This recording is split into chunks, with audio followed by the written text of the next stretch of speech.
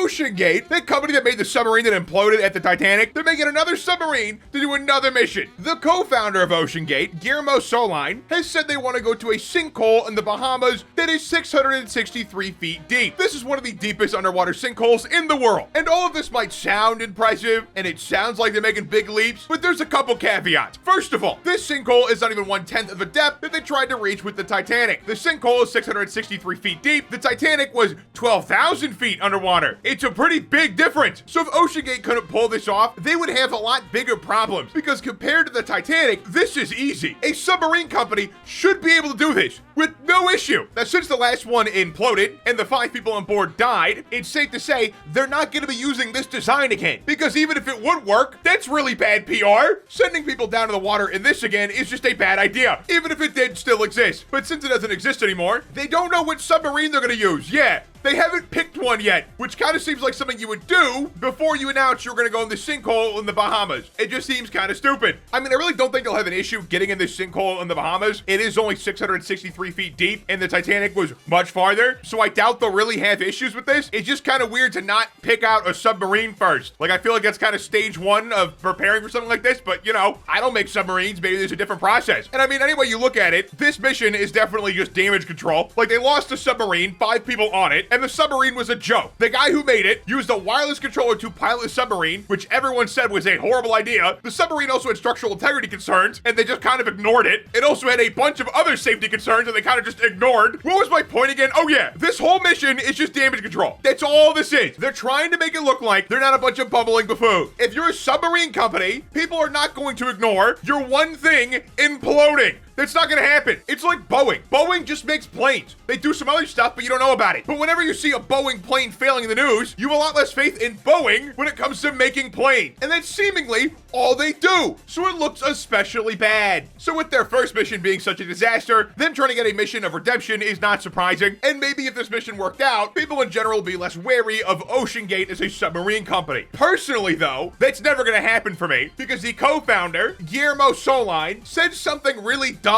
that really just personally irritated me. In an interview, the co-founder said he thinks Venus is easier to colonize than Mars, and that human life would have an easier time surviving on Venus versus Mars. And this instinctively feels wrong. Throughout your entire life, you're taught that humans are gonna colonize Mars, okay? No one ever says humans are gonna colonize Venus. That never happened. No one has ever said that. So I got interested as to why he thinks that. And on the surface, the reasons don't sound horrible. It's stuff like we have more windows of opportunity to get to Venus because the way it rotates around the sun, Earth and Venus's rotation are more similar, you know, stuff like that. But if you just look up the temperature on Venus during the day, you realize really quickly why no one says we're gonna colonize Venus. It's 800 degrees Fahrenheit during the day. Where do you think people are gonna survive there? Are you out of your mind? Like, for context, Mars during the day gets to like 70 degrees Fahrenheit, which is like room temperature. Now, obviously, Mars gets really, really cold at night, okay? It's like negative 200 something at night. It gets really cold, but still, you know what living on Earth has taught me? Heating things up is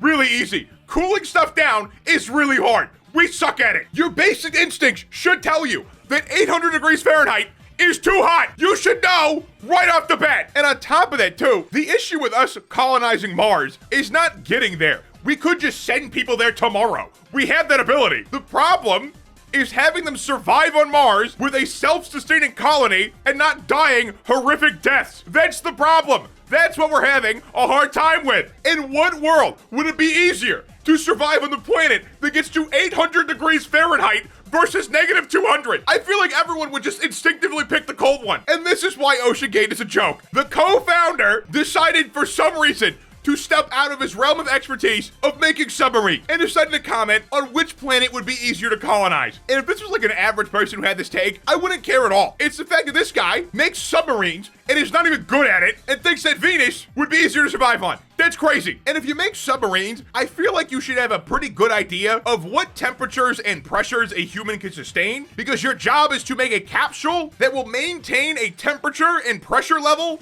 that humans can live in. So I feel like you should know it to some extent, which is not reassuring that he doesn't seem to know any of this. And the craziest part about his claim with Venus is that he himself is claiming he could do it. The guy that couldn't get people to the Titanic is claiming he could send people to Venus and they wouldn't die. I really wish I had this much blind confidence. I'm sure you do too. This is crazy. This guy co-founded the company that are indirectly responsible for 5 people dying because he couldn't make technology to keep them safe from the outside pressures of the ocean. And he thinks he can also send people through space to Venus, and he thinks they would survive. This guy is a nutcase. But what do you think? Let me know in the comments down below. Like and subscribe. You follow me on Twitter @spatnz. Want to click that to check out more of my content, and have a good one.